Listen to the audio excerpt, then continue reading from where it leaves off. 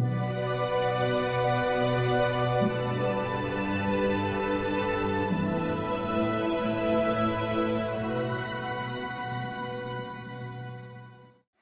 लोगोफोर नोंथांमोनखौ आंनि गियाननि गुरु चेनेलाव गासैखौबो गोसो गोरबोनिफ्राय गुरुयै गाहाम हामलायनाय बावहरनाय जासिग्रोनाय जाबाय जाहाथे नोंथांमोना आंनि भिडिअखौ जोबजासे नायलाङो होननानै आं आसा खालामो मानोना बे भिडिअआनो नोंथांमोननि थाखाय टेट एग्जाम फरिखायाव एफा एनैबाबो हेफाजाब होगोन होननानै आं आसा खालामो आरो बेजों लोगोसे नोंथांमोना बेवहाय जाखिनि होदों कुइसन एन्सार बेखौ आङो थांनाय 2014आव जा अंकनिफ्राय फैनाय बेवहाय मेक्सिमामै दङ आरो माखासेया बिदिनो बेलेग बाहेरानि कुइसननिफ्राय फैनाय आरो बेवहाय दं 2014आव फैनाय माखासे कुइसननि सोंथि आरो बेखौ बेजों लोगोसे सल्भ खालामो नोंथांमोना बेखौहाय मोजाङै नायलांनो हासिगोन नोंथांमोन जोंना गिबियावनो दं if a into a is equal to a then the value of a is what बेवहाय होनदों जुदि a जों a सानजाब्ला a मोनो अब्ला a नि भेलुआ मा जागोन अब्ला जों गिबियावनो नायनोसै बेवहाय अपसना दं जोंहा 1 2 आरो 3 आरो 4 होनाय दं अब्ला जों गिबियावनो जों बेखौ बोरै खालामनांगोन होनबा नायनो हागोन जुदि बेयावहाय a नि जायगायाव जोङो मा मानखौ बबे मानखौ बहायोब्ला जोङो a into a is equal to a मोनो बिनि ओंथियानो जाहैबाय जेरैहाय जोङो बेयावहाय मा नाम्बारखौ बहायोब्ला जोङो एखे नाम्बारखौनो मोनफिनगोन अब्ला जोङो नायनोसै जोंना एन्सारा जागोन 1 जेरैहाय जोङो मात्र जोङो 1 आरो 1 खौ सानजाब्लासो जोङो 1 मोनफिनो बेनिखायनो जोंना कारेक्ट अपसना जागोन 1 नायनो हागोन नोंथांमोना बेयावहाय जेरैहाय 1 into 1 is equal to 1 जायो नाथाय जों गुबुनखौ 2 फोरखौ लायोबा जोंहा बिदि जाया जेरैहाय 2 into 2 is equal to नाथाय जोंहा 4 सो जायो नाथाय 2 into 2 is equal to जोंहा 2 मोनफिना बेनिखायनो जोंना कारेक्ट अपसना 1 नेक्स्टआव दङ जोंहा 5 plus 5 minus 5 divided by 5 into 5 अब्ला जोङो बेखौहाय दिहुननो नांगौ बेयाव अपसना होनाय दं 0 5 25 आरो n 50 होनाय दं अपसना अब्ला जोङो बेखौ खालामनायनि सिगां जोंहा मोनसे फर्मुलाखौ गोसोआव लाग्रोनो गोनां जायोदि बेनो जाहैबाय जोंना BODMAS माने बदमास रुल होननाय मोनसे दङ जोंहा इंलिसाव बेखौ जोंहा गोसोआव लानो गोनां जायो जेरैहाय BODMAS जुदि जों बे फर्मुलाखौ जोङो गोसोआव लानो हायाब्ला जोङो बे अंकखौ बानायनो हानाय नङा मानो होनोब्ला जोंहा बे फर्मुलाखौ गोनांथि जागोन माबेहाय जों खालामनांगौ गिबियावनो जों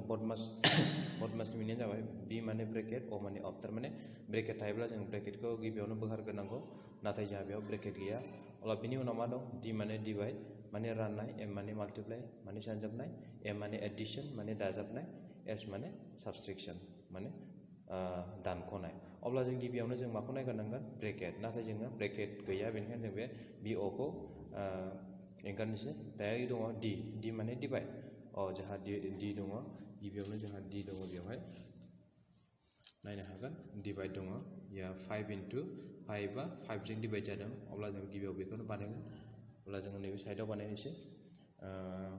5 plus 5 plus 5 now divided by 5 into no 5 plus 5 minus 5 divided by 5 into 5 अब्ला जों बेखौ बोरै खालामनो दा जोङो डिवाइडखौ फार्स्टआव खालामग्रोनांगोन अब्ला जों बे गुबुनखौ बिदिनो दोनदोनि 5 plus 5 माइनास दं बेखौ माइनासनि दोन 5 into 5 divided by 5 थारमाने 5 जों 5 खौ रानबा जों 1 मोनो सानजा 5 बेखौ बिदिनो मोनबाय अब्ला जोङो नेक्स्टआव मा दं m माल्टिप्लाइ अब्ला माल्टिप्लाइखौ जोङो गिबियावनो खालामग्रोनांगोन 1 into 5 थारमाने मा जागोन अब्ला जों बेखौबो बिदिनो दोनथ'नि 5 plus 5 minus 1 into 5 5आनो मोनो अब्ला जों लास्टआव मा दङ a माने एडिशनखौ जों सिगाङाव बानायग्रोनांगौ अब्ला 5 plus 5 मा मोनो 10 minus 5 is equal to जोंना 10 दानख'बा मा जायो 5 अब्ला जोंना कारेक्ट एन्सारा जागोन बेवहाय 5 बी नाम्बारनिया जागोन जोंना कारेक्ट एन्सार थिग बेयो जाहैबाय जोंना 2014आव फैनाय बेबो ए नाम्बारा एबी 2014आव फैदों आरो बेबो 2014आव फैखांबाय जोंहा अब्ला थिग बेबायदिनो नोंथांमोना बेफोरबायदि अंक फैयोब्ला गोरलैयैनो हागोन होननानै आं आसा खालामो जोङो आवगायबावनोसै 3 नाम्बारावहाय दङ मा होनाय दं नायदो फाइन्ड द भेलु बिटुइन 2/3 एन्ड 5/6 जोङो बेवहाय होनाय दं फ्रेक्सन नाम्बार थारमाने बोखाव खोन्दोआव होनाय दं 3 बाहागोनि 2 आरो 6 बाहागोनि 5 अब्ला जोङो बेखौहाय खालामनाया एसे गोब्राब बेनिखायनो जोङो मोननैसो खोथा ट्रिक्सखौ जोङो गोसोआव लाखिनो गोनां जायो गिबियावनो नायग्रोनो नांगौ जोङो गाहायाव 3/2 थारमाने जास्ट माने 3 निफ्राय नैया सेल' दुइसिन थिग बेबायदिनो 6आवबो 5या मा जाहैदों 6 निफ्राय एसेल' दुइसिन अब्ला जोङो बेवहाय नायग्रोनांगोन गोजौनि मानखौहाय जेरैहाय गोजौनि निउमारेटरखौ नायग्रोनांगोन निउमारेटरा जोंना दङ गोजौआवहाय 3 गाहायाव 2 नाथाय जोङो मा खालामनांगौ 3/2 आरो 6/5 नि गेजेराव थानाय फ्रेक्सनखौसो जोङो दिहुननो नांगौ अब्ला बेनिखायनो जों मा खालामगोन गिबियावनो नैबे 2/3 खौ 2/3 जानो हानाय नङा मानोना जोंना गोजौनि निउमारेटरा गाहायनि डिनोमिनेटरनिफ्राय देरसिन मानोना जोंना सिगाङावनो कुइसनावनो होनाय दंखायोदि बेवहाय गाहायनि डिनोमिनेटरा से बांसिनखा अब्ला जोङो बेनिखायनो जोङो आवगायबावनोसै नेक्स्टआव जोंना नैबे बिनियाबो जानो हानाय नङा मानोना गाहायाव 3 गोजौआवहाय 1 मानोना बियो मा डिनोमिनेटरा निउमारेटरनिख्रुइ 2 बांसिन अब्ला जोङो आवगायबावनोसै थिग बेबायदिनो जोङो 3 नम्बराव मा होनाय दं जोंहा फाइन्ड द भेलु बिटुइन 2/3 एन्ड 5/6 बिनि मिनिङानो जाहैबाय जोंना 3 बाहागोनि 2 आरो 6 बाहागोनि 5 नि गेजेराव थानाय जोङो अनजिमाखौ दिहुननो नांगौ जोंहा बेयाव होनाय दं 3/2 एन्सारा अपसनाव 1/3 आरो 13/18 15/16 अब्ला जों बेखौ बानायनायनि सिगां जोंहा बेखौहाय नायबिजिरनानै एन्सार होनांगौ एसे गोब्राब जायो बेनिखायनो जोङो बेखौहाय गिबियावनो जोङो मोनसे राफ पेजआवहाय जों बेखौ खालामनो गोनां जायो अके बेनिखायनो जों दायो नायनोसै जोङो गिबियावनो जोङो नाम्बारखौ नायनोसै 2/जोंहा मा दङ 2/3 एन्ड मोनसेया जोंहा जाहैबाय 5/6 अब्ला जों बेखौ बानायना नायग्रोनि जोङो 2खौ जोङो 3जों राननानै नायग्रोनि 3जों दशमिक आरो 0 फैसिगोन जोंहा बेवहाय मानोना जोंना जुदि रानजाग्राया जुदि फिसा जायोब्ला जोङो दशमिक होना बेखौ गिदिर खालामनो गोनां जायो बयबो बेखौ मिथिखागौ 3 × 3 = 6 18 आरो बेनिखायनो आरो बेयाव 2जों फैफिनगोन थारमाने 6 थारमाने बेनि 2/3 समान मा जाहैयो जोंहा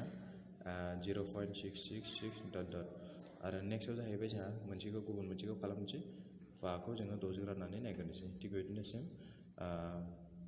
10 × 8 जोंहा 48 मोनो बिदिनो 2 आरो 0 again 2 18 again 2 थारमाने 2 2 that means जोंहा 5/2 निखौबो मोनो 0.822 अब्ला जोङो थारमाने बे 0.666 आरो 0.882 नि गेजेराव थानाय जोङो अनजिमाखौ जोङो दिहुननो नांगौ अब्ला जों गिबियावनो ए नाम्बारनिखौ नायनोसै एनिया जाथावना नंगौना नङा जोङो एखौ नायनानै सिनायखायोदि जोंना एया जाथावना नङा मानोना जोंहा गाहायाव होनाय डिनोमिनेटरा गोजौनिफ्राय फिसासिन बेनिखायनो इयो जानो हाथावना नङा अब्ला जों बि नाम्बारनिखौ नायनोसै बि आरो सिया जाथावना बेवहाय आरो डियाबो जाथावना नङा मानोना डिनोमिनेटरा गाहायनि डिनोमिनेटरा गोजौनिख्रुइ फिसासिन बेनिखायनो बियो डियाबो जानो हाथावना नङा नाथाय जोंना बि आरो सिया जाथावना बेनिखायनो जों बे मोननैखौ जोङो खालामनानै नायग्रोनांगोन अब्ला जों नायनोसै बेखौबो डिभाइड खालामनानै 1/3 जों डिभाइड खालामना नायगोनसै 3.0 3 3 जा 9 1 again 0 3 3 दा माने बेबो फैगोन 0.33 अब्ला नायदो नोंथांमोना 0.33 आबो 1/3 आ 0.66 आरो 0.822 नि गेजेराव गैया बेनिखायनो जोंहा 3 नाम्बारनाबो जानो हाया अब्ला जोङो सि नाम्बारनिया अब्ला जों 13/18 खौ नायनो हासिगोन 13/18 खौ डिभाइड खालामनानै नायनो हासिगोन जोङो 13 खौ जों 18 जों गिबियावनो डिभाइड खालामसै 0 अब्ला जों बेवहाय 7 जों थांनांगौ 7 × 8 जोंहा 52 मोनो 6 5 7 7 + 5 126 थारमाने 7 जों 126 मोनो जों अब्ला जोंहा बेवहाय आद्रा थायो 4 again 0 थिग बेबायदिनो जोंहा बेवहाय 7 3 जा 7 2 थांसिगोन बे 16 1 36 अब्ला थिग बेबायदिनो जोंहा नायदो बेवहाय जोङो एन्सारखौ बेसेबां मोनखो 0.72 अब्ला जोङो 0.72 आ जोंना 0.72 आ 0.72 आ नायदो बेवहाय 0.66 आरो 0.82 नि गेजेराव दंना गैया दङ अब्ला जोंना कारेक्ट एन्सारा जाहैबाय जोंना C अब्ला जोंना दाना 4 नम्बराव आवगायनोसै जोङो 4 नम्बरावहाय होनाय दङ how many prime number are there less than 10 अब्ला इयावहाय होनाय दं how many prime number are there less than 10 जिनिफ्राय फिसासिन मोनबैसे जोंहा रोदा अनजिमा दं रोदा अनजिमा होनबाथाय बयबो मिथिखायो जोंहा जायनि सानजाबगिरिया मा होनो मोननै एब्ला गावजों लोगोसे से हमनानै लाबाय जोङो नैया जोंनि बयनिख्रुइ फिसासिन रोदा अनजिमा जेरैहाय बेखौ जोङो बिनि सानजाबगिरिया गावजों लोगोसे सेल' बेनिखायनो जों जायफोर सानजाबगिरिया बेफोरबायदि थायो बेखौनो होनो रोदा अनजिमा थिग बेबायदिनो थामाबो नाय जोंहा थामखौ जों गुबुन अनजिमाजों सानजाबला मोना बेहाबो सानजाबगिरिया से आरो थामजोंल' बेनिखायनो बेबो रोदा अनजिमा अब्ला जोङो थिग बेबायदिनो जोंहा सेनिफ्राय 10नि फिसासिन मोनबैसे जोंहा रोदा अनजिमा दं जा बेखौ नायनो हासिगोन अब्ला नोंथांमोना बेयाव नायनो हासिगोन जोंहा गिबियावनो दङ 2 नोंथांमोना साननो हागौ सेयाबो रोदा अनजिमा नाथाय सेया रोदा अनजिमाबो नङा आरो नंगुबै अनजिमाबो नङा मानोना बेहा गाव हारसिंल' माने से सानजाबसे गुबुन अनजिमा सानजाबगिरि गैखाया बेनिखायनो बेखौहाय रोदा अनजिमायाव हमफानाय जाया बेनिखायनो जोंहा बयनिख्रुइ फिसासिन रोदा अनजिमाया जाबाय 2 बेनि उनावहाय दङ 3 बेनि उनावहाय 5 बेहाबो गावनि सानजाबगिरिया बायाबो गावजों लोगोसे सेल' बेनि उनावहाय दङ 7 बेनि उनावहाय 9 दङ नाथाय 9आवहाय जोंना रोदा अनजिमा 9आवहाय नाथाय जोंना रोदा अनजिमा नङा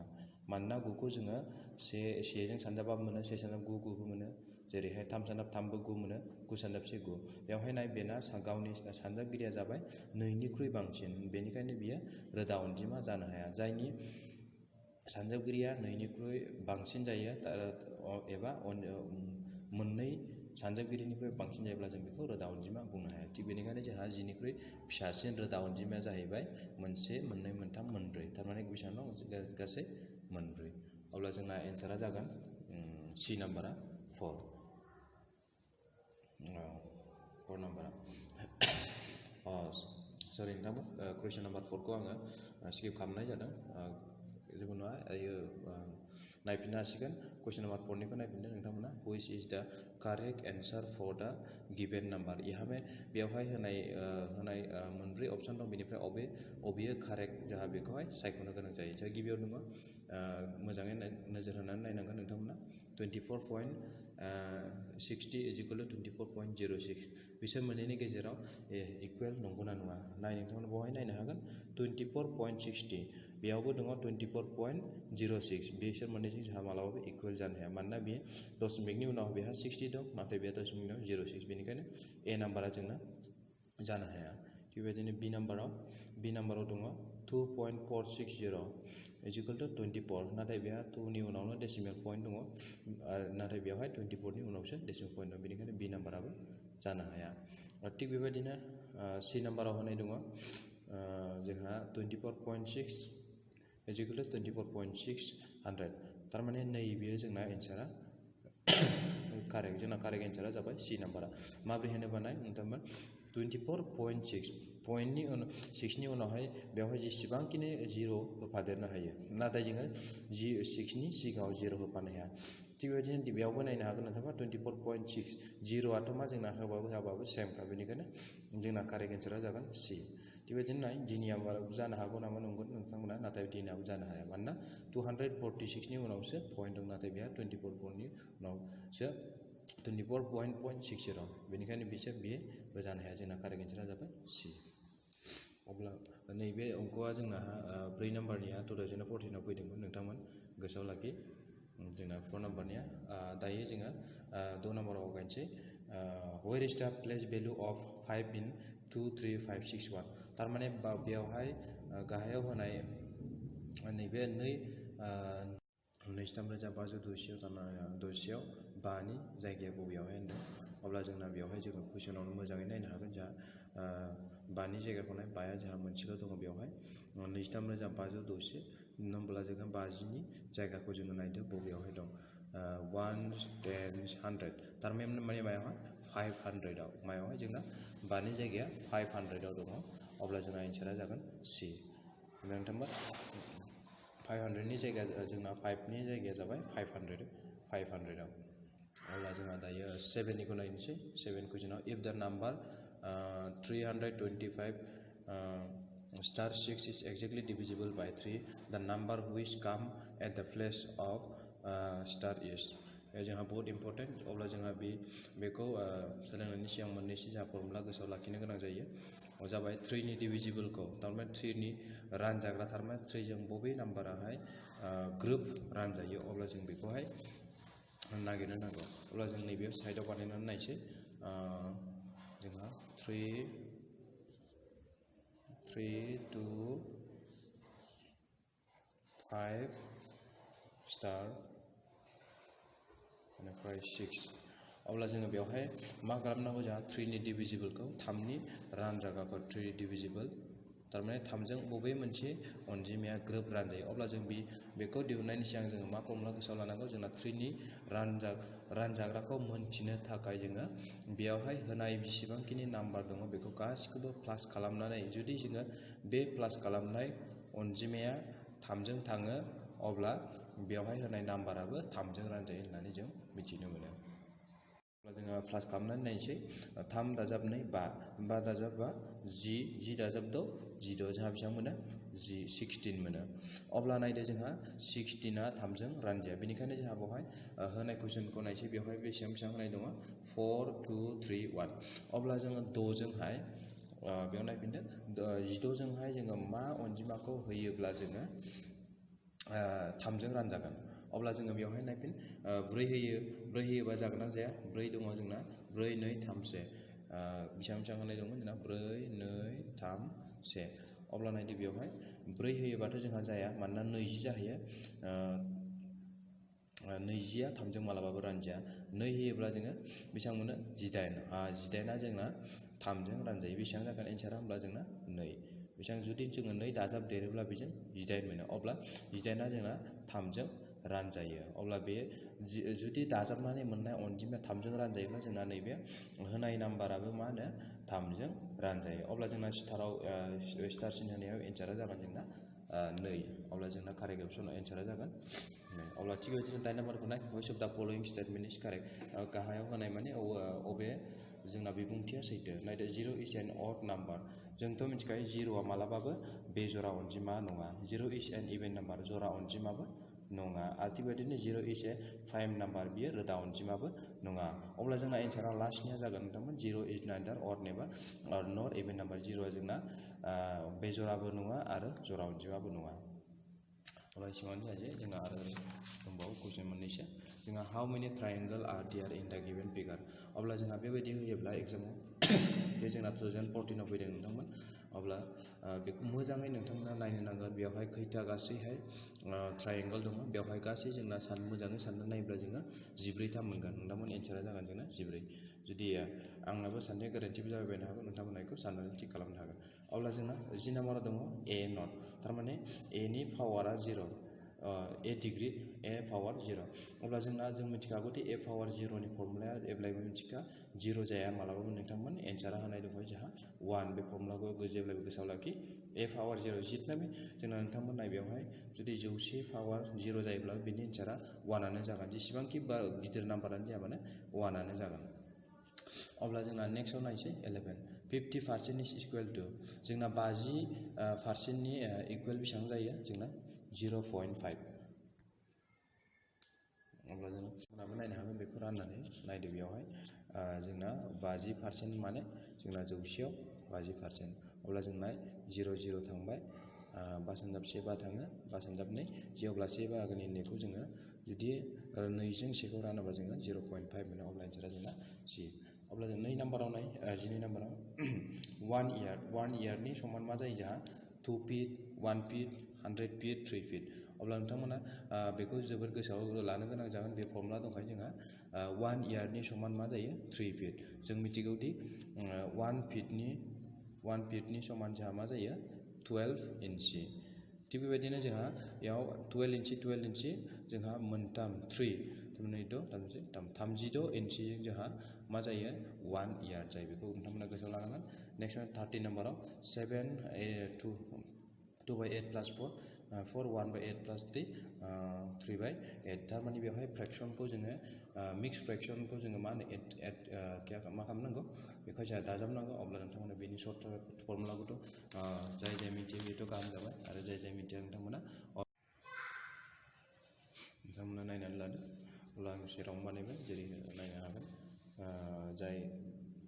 मिक्स फ्रेक्सनाव गैया बेखौ जोङो एक्सट्रायै जोङो प्लास खालामसै 7 + 4 + 3 बेखौ जों बेयाव लिरना लाबाय आङो 7 + 4 + 3। थिग बेबायदिनो जाय फ्रेक्सनाव दङ बेखौ जोङो एक्सट्रायै फ्रेक्सनाव प्लास खालामसै 8/2 2/8 + 1/8 + 3/2/8 + 1/8 + 3/8 बेखौ जोङो प्लास खालामसै एक्सट्रायै। अब्ला जोङो नायदो नोंथांमोन बावनो आं बानायनोसै समान जा बेखौ गिबियावनो दाजाबग्रोसै 7 दाजाब 3 10 दाजाब 4 14 जा मा जागोन 14। अब्ला जोंनि बेवहाय बेबो सानजाब जाना दं। जों नाय बेवहाय गाहायाव होनाय डिनोमिनेटरा माने गासिबो समान माने एखे रोखोमनि। अब्ला जों बिदिब्ला जोङो 8खौनो लानांगौ। अब्ला गोजौआव जा दं जों बेखौ गासिखौबो मा होनो जयैनो प्लास खालामबानो जाहैबाय। अब्ला 2 + 1 3 3 + 3 6। अब्ला जोंना एन्सारा मा जाहैखो 8 14 6 थारमाने 14 8 बाहागोनि 6। अब्ला एन्सारा जोंना ए नाम्बारानो जागोन। अब्ला नेक्स्टआव जाहैबाय जोंना 14 √72 = जोंहा √72 नि इजिकेल मा जायो बेखौ जोङो बानायनांगौ। अब्ला जोंहा बेखौ बानायनायनि सिगां जोंहा स्कुवार रुटनि बानायनायखौ नोंथांमोना मोजाङै सोलों हागोरनांगोन। अब्लासो जों बेखौ हागोन। अब्ला आं बाव खोन्थानोसै नोंथांमोना 72 स्कुवार रुटखौ बोरैहाय दिहुनो 72 निखौ ना। अब्ला 2 × 3 6 जायो। 1 जानायखौ रोजाबाय 12 जाबाय जोंहा। थिग बेबायदिनो 2 × 6 12 जाबाय। दानिया 36 बै जरावनो बेखायनो जों 2 जों राननो हायो। 2 × 1 2 1 थानायखौ रोजाबाय 16 2 × 8 16। थिग बेबायदिनो 2 × 9 9 18 थिग बेबायदिनो आरो 3 × 3 9। अब्ला जोंना 12 नि समान बेसेबां मोनखो 2 × 2 मोनबेसे 1 2 3 थारमाने 2 × 2 2 2 बेखायनो 3 मोनबेसे 2 3 × 3। जोङो बर्ग रोदा दिहुननायखौ मिथिखायो। नोंथांमोना जुदि मोननैनि गेजेरावहाय जोङो मोनसे लानांगौ 3 3 मोननैबा अब्ला जों 3 मोनसे जाबाय। बेयावबो 2 2 मोनसे जाबाय। अब्ला 2 मा जागोन 2 मोनसेया जोंना बेजरा जाहैबाय। बेखौ जोङो लानो हायासै। अब्ला जायखौ जोङो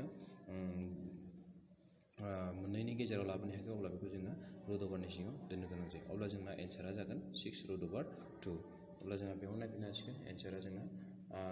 ए नाम्बारनिया कारेक्ट एन्सार। जोंहा दायो नायदो लास्ट नाम्बाराव दङ 15 नाम्बार सोंथियाव 1 गजनि समान बेसेबां जायो। जों मिथिगौदि 1 गजनि समान 144 आर्टिकेल जायो। जोंनि 144 आर्टिकेल जायो। नोंथांमोना मिथिगौदि 12 आर्टिकेलजों जोंहा 1 डजन जायो। थिग बेबायदिनो 12 डजनजों 1 गज जायो। अके अब्ला 1 गजआव जोंहा मा जागोन 24 × 24 12 × 12 = how many 144 आर्टिकेल्स। अब्ला बेयो जोंना कारेक्ट एन्सारा मा जागोन 144।